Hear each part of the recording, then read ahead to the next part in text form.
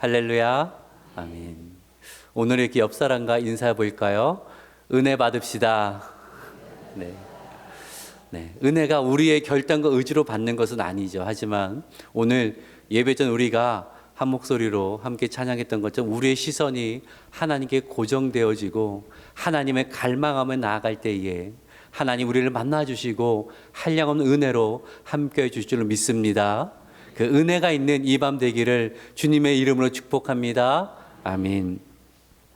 오늘은 복이 되는 사람이라는 제목으로 말씀을 전합니다. 설교를 준비하면서 예전에 있었던 에피소드 하나가 떠올랐습니다. 조카가 아주 어릴 때 일이었습니다. 용돈을 주려고 하는데 평소에 좀 장난기가 있어서 그 장난기가 발동을 해서 지갑에서 10,000원짜리와 1,000원짜리를 하나씩 꺼내고 묻습니다. 얘야, 내가 뭘 줄까? 이모부가 뭘 줄까? 라고 물었더니 이 아이가 하나를 고르는데 뭘 골랐을까요? 돈의 가치를 아직 잘 모르는 이 아이가 1,000원짜리를 고르는 겁니다. 그래서 제가 아니야, 이모부가 이거 10,000원짜리 줄게 이랬더니 싫다는 거예요.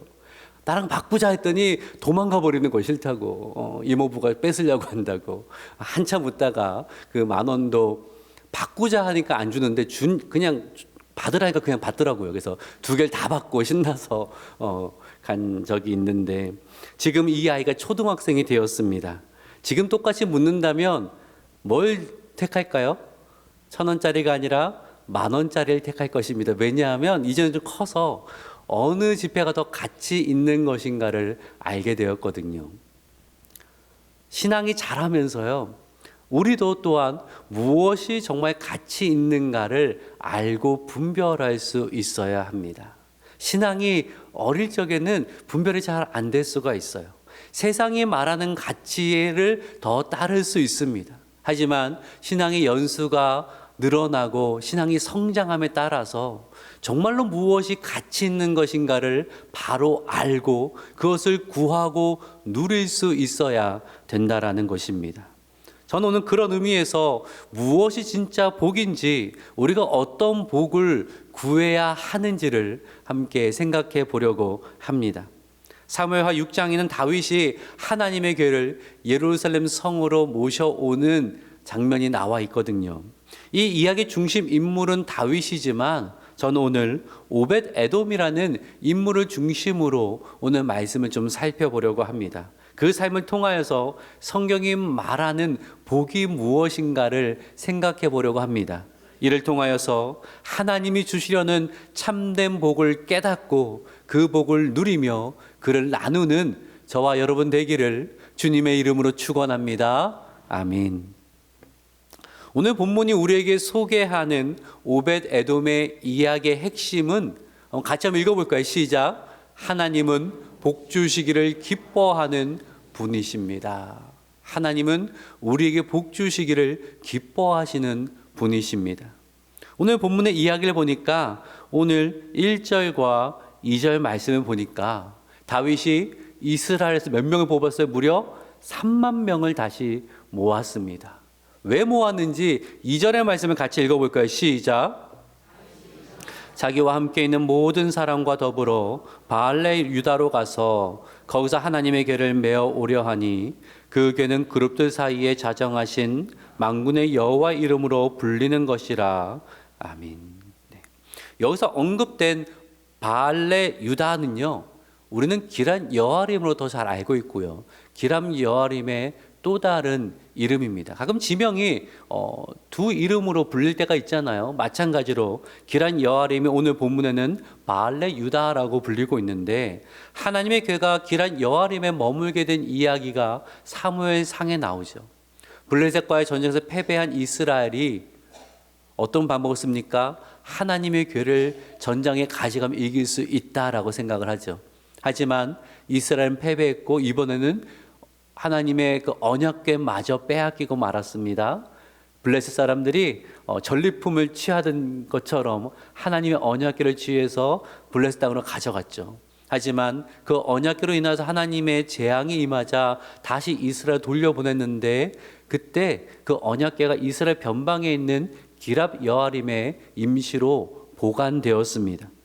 다윗이 이제 이스라엘 왕이 되어서 마음에 한 가지 걸리는 것이 하나님의 교회. 하나님의 교회는 이스라엘 백성들에게 하나님의 임재의 상징이잖아요. 그 임재의 상징이 저 변방에 있는 것이 마음에 걸렸습니다.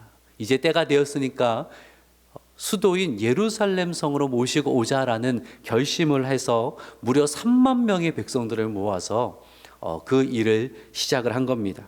오늘 3절의 말씀을 같이 한번 읽어볼게요. 시작. 새 수레 싣고 산에 있는 아비나답의 집에서 나오는데 아비나답의 아들 우사와 아요가 그 새 수레를 모니라. 네. 다윗은 뭘 준비했어요? 새 수레를 준비했습니다. 우리식으로 하자면 아주 크고 멋지고 화려한 차량을 하나 준비를 한 겁니다. 하나님의 교회를 아무데나 실을 수 있냐? 가장 멋진 수레 하나 준비해라 해서 새 수레를 준비해서 싣고 오는데 여기에 문제가 있죠. 보기에는 멋져 보이지만 하나님의 말씀하신 방식이 아니었습니다. 하나님 모세를 통하여서 언약궤로 어떻게 이동해야 되는지 분명하게 알려주셨습니다. 언약궤는 손을 대서는 안 되었습니다. 레위인들이 아무나 하는 것이 아니라 레위인들이 궤에 끼운 막대기를 어깨에 메고 옮겨야 했습니다. 하지만 다윗은 이를 무시하고 뭔가 자신의 어떤 재력과 자신의 권력과 자신의 위상을 드러내기 위함이었는지 멋진 수레를 준비해서 거기에 싣고 하나님의 언약궤를 옮기다가 일이 발생을 하는데 6절과 7절에 그 이야기가 있죠. 나곤의 타작마당에 이르렀을 때에 수레가 덜컹거렸던 것 같아요. 그러니까 우사가 궤가 떨어질까 봐 손으로 붙들었습니다. 근데 어떤 일이 일어나요? 궤를 만짐으로 말미암아 그 자리에서 하나님이 우사를 죽이셨습니다. 기쁨으로 가득했던 행렬이 일순간에 어떻게 바뀌었을까요? 두려움과 슬픔으로 바뀌었습니다. 가장 당혹스러웠던 사람이 누구였을까요? 다윗이죠. 이 모든 걸 기획하고 행하던 다윗이 가장 당혹스러웠을 거예요. 이 다윗의 반응이 어떠했는가?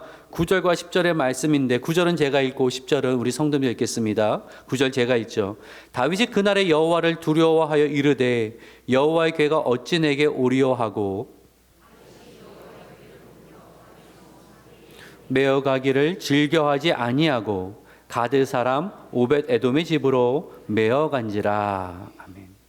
언약궤로 옮기기를 두려워하고 그 전에 8절을 보면 다윗의 마음이 아주 안 좋았던 것입니다. 언약궤 옮겨가지 않겠다. 나에게도 무슨 일이 생기면 어떡하느냐. 그래서 그 언약궤가 누구의 집으로 갔어요? 가드 사람 오벳 에돔의 집으로 갔다라는 것입니다. 블레셋 가드 사람은 아니고요. 그 지명 중에 하나 가드 사람인데 이 장면 한번 머릿속으로 그려보세요. 수레 위에 궤가 있습니다. 수많은 악기가 동원되어서 함께 기쁨으로 찬양합니다. 모두가 기쁨으로 가득했습니다. 그런데 우사의 죽음으로 인하여서 분위기가 싸늘해졌습니다. 모두 고개를 숙이고 있습니다. 다윗이 이야기하죠. 하나님의 궤를 옮기는 계획은 취소되었다. 누가 이 궤를 모시고 있겠느냐? 그럼 거기서 누가 손을 들겠습니까? 우사의 죽음을 보고 누가 손을 들겠어요? 근데 누군가 손을 들어 이야기하죠. 제가 하겠습니다. 누구였어요? 가드 사람 오벳 에돔이었다라는 거예요. 사람들은 속으로 웅성거렸을 거예요. 아니 왜 지금 나서지? 이 심각성을 모르는 건가? 왕에게 잘 보이고 싶어 저러는 건가? 저러다가 죽으면 어쩌려고? 우사처럼 죽으면 어쩌려고 저래? 라고 웅성웅성 하고 있었을 것입니다. 근데 에돔은 왜 우사의 죽음을 보고서도 제가 하나님의 궤를 모시겠습니다라고 했을까요? 분명한 믿음이 있었기 때문이죠. 하나님은 저주하시는 분이 아니라 복주기를 기뻐하시는 분이라는 분명한 믿음이 있었다라는 거예요. 시편 13편에서 시인이 고백하잖아요. 하나님께 가까이함이 내게 뭐다? 복이다. 하나님께 가까이함이 내게 복이다. 오벳 에돔 역시 이러한 고백이 있었던 거예요. 하나님을 가까이함이 당시에 교회가 하나님의 임재의 상징이니까 하나님의 임재가 내 삶에 있는 것이, 내 가정에 있는 것이, 하나님의 임재가 내 삶의 중심에 있는 것이 나에게 정말 복입니다. 이것을 믿고 있었기에 손을 번쩍 들고 저에게 기회를 주십시오 라고 말을 했다라는 거예요. 오늘 본문의 에돔을 통하여서, 오벳 에돔을 통하여서 분명히 보여준 사실은 여호와를 가까이 함이 복이라는 거예요. 하나님이 우리의 복의 근원 되신다라는 거예요. 하나님이 우리에게 복 주시기를 기뻐하신다라는 것입니다. 이 진리가 창세기 15장에서 하나님이 아브라함을 부르시는 장면에 잘 나와 있습니다. 창세기 12장 1절의 말씀을 같이 한번 읽어볼까요? 시작. 너는 너의 고향과 친척과 아버지 집을 떠나 내가 내게 보여줄 땅으로 가라. 내가 너로 큰 민족을 이루고 내게 복을 주어 내 이름을 창대하게 하리니 너는 복이 될지라. 아멘. 하나님이 아브라함에게 복을 말씀을 하시는 장면입니다. 당시 아브라함의 그 가정의 이야기를 아시죠? 자녀가 없는 불임 가정이었습니다.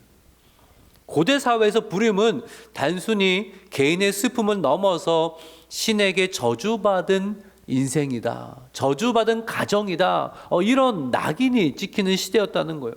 자녀가 없는 아픔은 물론이고 사회적 낙인, 수치감까지 짊어지고 가는 사람 아브라함이었습니다. 그러니 아브라함은 복된 사람이란 말할 수 없는 인생이었죠. 스스로 아무리 노력해도 그 가정을 복되게 할 수 없는 인생. 자녀가 없다는 것은 그 다음에 고대 사회 인식 속에서는 아무런 소망이 없다라는 거예요. 대가 끊긴 거예요. 아무 소망이 없는 그러한 인생이었다라는 거예요. 근데 하나님이 찾아오셔서 말씀하시는 뭐라고 하세요? 너는 복이 될지라. 너는 복이 될지라. 우리 같으면 조건을 좀 이야기할 것 같지 않아요? 아브라함아, 네가 이것을 행하면 너는 복이 될 거다. 나의 어떤 멋진 성전을 지어주면 너는 복이 될지라. 지금부터 100일간 충실히 기도하면 너는 복이 될지라. 뭔가 조건을 말씀하셔야 이해가 될 것 같은데 하나님은 아무 조건 말씀하지 않으시고 일방적으로 그에게 너는 복이 될지라고 축복하고 계신다라는 거예요. 더 놀라운 점이 무엇입니까? 이 이야기 중에 아브라함이 하나님을 먼저 찾은 게 아니에요. 하나님, 나 인생을 불쌍히 여겨주십시오. 나에게 자녀를 주십시오. 언제까지 이렇게 저주받은 인생같이 내가 살아가겠습니까? 제발 나를 좀 찾아오십시오. 기도하고 금식하고 하나님께 값진 제물을 드리니까 하나님이 감동받으셔서 찾아오신 것이 아니라는 거예요. 아브라함은 하나님을 찾지 않았습니다. 그런데 하나님께서 아브라함을 먼저 찾아오셔서 복을 말씀을 하시는 거예요. 이것이 무엇을 보여주는 것입니까? 아브라함이 받은 복의 근거는 오직 하나님께 있다라는 것입니다. 이 복은 아브라함의 신앙의 행위가 아니라 하나님의 계획과 주권적 은혜에 의해서 비롯되었음을 알려주고 있는 거예요. 하나님께 작정하신 거예요. 아브라함의 인생을 복되게 하시러 작정하셨고 그 계획을 하나님이 시작하셨고 선포하셨고 하나님이 이루실 거라는 거죠. 이 원리는 아브라함에게만 해당되는 것이 아닙니다. 믿음으로 아브라함의 영적 후손된 우리 모두에게 해당되는 진리입니다. 바울은 이것을 예정이란 단어를 써서 이렇게 설명을 하는데 에베소서 1장 11절과 12절을 저와 한 절씩 나눠서 읽도록 하죠. 11절은 제가 있습니다. 모든 일을 그의 뜻의 결정대로 일하신 이의 계획을 따라 우리가 예정을 입어 그 안에서 기업이 되었으니 전부터 바라던 그의 영광의 찬송이 되게 하려 하심이라. 아멘. 바울은 에베소 1장에서 우리가 받은 복이 뭔지 아느냐 이것을 지금 이야기하거든요. 그 복이 무엇이냐면 하나님이 예정하신 거라는 거예요. 예정하다가 뭐예요? 사전에 결정하셨다라는 거예요. 우리 모두는 죄와 허물로 인하여서 죽은 자였고 멸망으로 나아가던 인생, 결단코 복되지 않은 인생이었는데 하나님 우리를 먼저 사랑하셨다라는 거예요. 우리를 아시고 우리를 선택하셔서 복된 인생으로 삼아 주셨다라는 거예요. 그 결과 우리는 하나님의 자녀 되었고 하나님 나라의 영광의 기업의 상속자가 되었다고 그렇게 바울은 이야기하고 있다라는 거죠. 하나님 우리를 복 주시기를 기뻐하시는 이유는 단 하나예요. 하나님이 이 일을 시작하셨기 때문이에요. 하나님이 먼저 사랑하셨고 복된 인생으로 삼아 주셨다라고 성경 분명하게 말씀하고 있습니다. 그러게 성경은 하나님이 우리의 복의 근원된다라고 이야기하고 있고 하나님을 가까이함이 우리에게 복이라고 고백하고 있는 것입니다. 사랑하는 여러분 꼭 기억하십시오. 여러분은 복된 인생입니다. 제가 누누이 제 아내에게 하는 말이 있습니다. 당신은 복덩어리와 결혼한 거다. 왜 복덩어리예요? 하나님이 저를 복되게 하기로 작정하셨거든요. 그러니 하나님이 저의 복의 근원이신데 제가 어딜 가든 복덩어리가 되지 않겠습니까? 여러분 기억하세요. 여러분은 여러분 있는 가정에서 여러분 있는 자리에서 복덩어리입니다. 믿으십니까? 아멘이시죠. 여러분 우리는 복덩어리입니다. 왜? 하나님께서 우리를 그렇게 삼아 주셨다라는 거예요. 하나님께서 복을 시작하셨고 하나님이 완성하신다라는 거예요. 그러니 다른 곳에서 복을 찾는 것이 아니라 하나님을 가까이 하심으로 복을 누리는 저와 여러분 되기를 주님의 이름으로 축원합니다. 아멘. 자, 그렇다면 우리는 하나님께 어떤 복을 기대하고 구해야 할까요? 정말 내가 원하는 것과 하나님이 주시려는 복이 일치하는지 아닌지 우리는 어떻게 분별할 수 있을까요? 지금 내가 누리는 것이 정말 하나님이 주신 것인지 그저 사람들이 누리는 거 하나 나도 누리고 있는 것인지를 어떻게 분별할 수 있을까요? 11절 말씀 볼게요. 6장 11절 같이 읽습니다. 시작. 오벳에돔의 집에 석 달이 있었는데 여호와께서 오벳에돔과 그의 온 집에 복을 주시니라. 아멘. 하나님의 개가 오벳에돔의 집에 머무는 동안에 하나님의 복이 그 집에 임했다라는 거예요. 그러면 어떤 복을 받았을까요? 이게 궁금한데 안 써 있어요. 물질적인 복을 받았을까? 건강의 복을 받았을까? 자녀가 잘 됐을까? 명예가 높아졌을까? 형통해졌을까? 궁금한데 안 써 있어요. 우리 이런 게 궁금하잖아요. 재산이 2배가 되었더라. 오랜 집은 깨끗이 나았더라. 소원이 이루어졌더라. 이렇게 구체적으로 나오면 할렐루야 아멘 저도 믿습니다. 하나님 나에게도 이런 복을 주십시오라고 두 손 들고 기도할 것 같은데 그건 안 나와 있어요. 왜냐하면요, 지금 성경이 전하고는 복의 본질이 그게 아닌 거예요. 뭘 더 누렸더라, 뭘 더 이루었더라, 이것이 아니라 12절에 그것을 볼 수가 있는데 12절의 말씀을 같이 한번 읽어볼까요? 시작.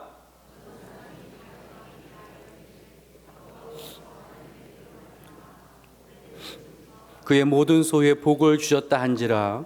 다윗이 가서 하나님의 궤를 기쁨으로 메고 오벳에돔의 집에서 다윗 성으로 올라갈세. 자, 다윗이 그 소식을 들었어요. 오벳에돔의 집에 하나님의 복이 임하였다라는 이야기를 들었어요. 그리고 어떤 결심을 해요? 여호와의 궤를 예루살렘으로 모셔와야겠다. 억지로가 아니라 기쁨으로 모셔와야겠다. 다윗의 마음이 달라진 거예요. 왜 달라졌을까요? 왜 달라졌을까요? 오벳에돔이 부러운 거예요. 근데 뭐가 부러웠을까요? 만약 재산이 많아졌다? 다윗은 어떤 위치에 있어요? 이스라엘의 왕이에요. 왕이 저기 있는 사람 재산이 좀 많았다고 그거 부러워서 그를 정말 부러워했을까요? 일이 좀 잘 됐다고? 높은 지위에 올라갔다고? 왕이 그거 부러워했겠어요? 아니요. 뭘 가졌고 뭘 이루었다고 부러운 것이 아니라 오벳에돔을 통해서 누구를 본 겁니까? 복 주기를 기뻐하시는 하나님을 본 거예요. 하나님을 가까이함이 진짜 인생의 복이구나. 이거를 보게 된 거예요. 그러면서 나도 하나님께 가까이 나아가고 싶다. 나도 하나님께 가까이 나아가고 싶다. 그 갈망 속에서 기쁨으로 교회를 예루살렘으로 모시고 왔다라는 것입니다. 오벳 에돔의 복이 구체적으로 뭔지는 모르겠지만 사람들로 하여금 누구를 바라보게 만들었어요? 하나님을 바라보게 만드는 거예요. 사람들이 오벳 에돔이 가진 뭔가를 바라본 것이 아니라 그를 기뻐하시고 그를 축복하시는 하나님을 바라보며 뭐를 갈망하게 됐어요? 나도 하나님을 가까이 해야겠다. 그거를 갈망하게 되었다라는 거예요. 로마서 11장은 보니까 바울이 이런 설명을 합니다. 11장 11절의 말씀을 같이 한번 읽어볼게요. 시작. 그들이 넘어지기까지 실족하였느냐? 그럴 수 없느니라. 그들이 넘어짐으로 구원이 이방인에게 이르러 이스라엘로 시기나게 함이니라. 이 로마 11장은 이스라엘의 구원에 대한 소망을 담고 있거든요. 이스라엘은 예수 그리스도를 받아들이질 않았습니다. 넘어졌습니다. 그래서 그 복음이 이방인에게 가서 이방인이 복음을 듣게 되었죠. 근데 이스라엘이 완전히 넘어지지 않은 것은 하나님이 어떤 계획을 세우셨다고요? 이방인을 통하여서, 복음을 영접한 이방인을 통하여서 이스라엘 중 사람들을, 하나님 택한 백성들은 돌아오게 하실 거라는 거예요. 어떤 방식으로? 그들로 하여금 시기하게 하는 거예요. 야, 내가 정말 먼저 복음을 들었어야 되는데, 내가 예수 그리스도를 주로 영접했어야 되는데, 내가 하나님의 자녀로서 그렇게 살아갔어. 내가 그러질 않았네. 그 모습은 너무 좋은 거예요. 복음은 어떻게 증거된다고요? 하나님 백성을 통하여서 하나님의 안에서 누리는 복을 보여주심을 통하여서 주변 사람들이, 야, 나도 저렇게 살았으면 좋겠다. 나도 하나님을 가까이 하고 그래서 나도 저런 삶을 살았으면 좋겠다라는 거룩한 부러움을 유발시키는 것으로 복음이 증거되어 진다라는 거예요. 우리의 삶이 어떻습니까? 우리 주변 사람들이 나를 볼 때에, 야, 나도 하나님을 가까이 하고 싶다라는 그런 거룩한 부러움이 유발되고 있습니까? 어느 권사님의 고백이 생각이 나는데요.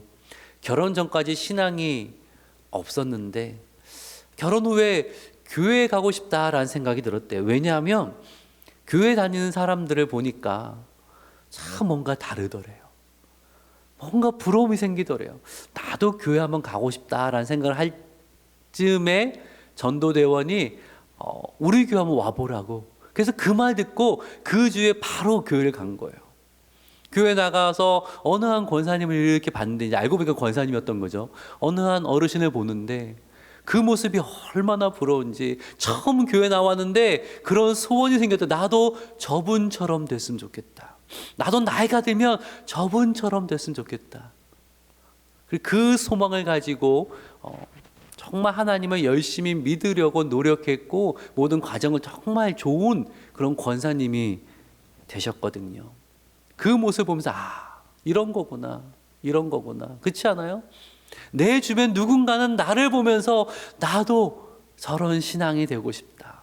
아, 하나님을 가까이 하는 인생이 저런 거구나. 나도 하나님을 가까이 하는 인생을 살고 싶다. 그렇죠? 하나님 가까이 하는 사람도 투병을 할 수 있어요. 근데 누군가는 그 투병 모습을 보면서, 야, 정말 나와는 다르네. 나도 저분처럼 투병 생활을 하면 훨씬 낫지 않을까. 저분은 물질적으로 어려운 것 같은데 왜 나와는 다르지? 저분에게 뭐가 있을까? 어려워도 저분처럼 살 수 있으면 참 괜찮지 않을까. 저분은 참 돈을 많이 벌었는데 어떻게 저렇게 멋지게 살아갈까? 멋지게 나누면서 보람 있게 살아갈까? 나도 저분처럼 살면 얼마나 좋을까? 그러한 궁금증과 그런 부러움을 유발할 수 있어야 된다라는, 그것이 하나님 주신 복이 복으로 작동하고 있다는 증거가 된다라는 것입니다. 그래서 여러분 이제 이렇게 기도하세요. 하나님께 기도할 때 하나님 나에게 복 주십시오. 기도하세요. 복 주십시오. 얼마나 좋습니까? 나의 복의 근원 되시고 나를 복으로 부르셨고 복으로 삼으셨고 그 복을 누리게 하시고 나를 통해 다른 사람 복되게 하신 하나님께 기도하는데 하나님 나를 복되게 해주십시오라고 왜 간구하면 안 됩니까? 간구하십시오. 근데 그냥 세상 사람들 말하는 복처럼 그저 많이 가지고 더 높이 올라가는 그런 것이 아니라 나를 통하여서 하나님을 가까이함이 복이 됨이 증거되게 하여 주시옵소서. 누군가 나를 보고 나도 하나님 믿고 싶다, 나도 예수님 알고 싶다, 나도 교회 가고 싶다, 그런 마음이 들 수 있는 그러한 신앙의 사람으로 나를 거듭나게 하여 주시옵소서. 요즘 시대에 자녀들, 후손들 참 신앙 갖게 하는 게 쉽지가 않잖아요. 그런데 이런 어른이 되면 참 좋겠다는 생각이 듭니다. 우리 자녀들이, 우리의 또 후손들이 우리의 부모님, 우리의 할아버지, 할머니를 기억하면 나도 크면 저런 신앙의 사람 되어야겠다. 하나님 믿는 게 저렇게 좋은 거구나. 그러한 부러움을 유발하게 된다면 우리의 자녀와 후손들은 하나님 앞에 든든히 서게 될 줄로, 믿음을 든든히 서게 될 줄로 믿습니다. 아멘. 오늘 말씀을 꼭 기억하면서 하나님 나를 복으로 삼으셨으니 그 진짜 복을 누리게 하여 주시옵소서. 세상이 말하는 그런 걸 따라가는 것이 아니라 복의 근원되신 하나님을 가까이하며 하나님이 주시는 복을 누림을 통하여서 사람들에게 하나님을 가까이함이 복이 됨을 증거하고 그 부러움을 유발할 수 있는 그러한 믿음의 사람으로 나를 삼아 주시옵소서. 기도하고 나아가는 그 복을 누리며 증거하는 저와 여러분 되기를 주님의 이름으로 축원합니다. 아멘.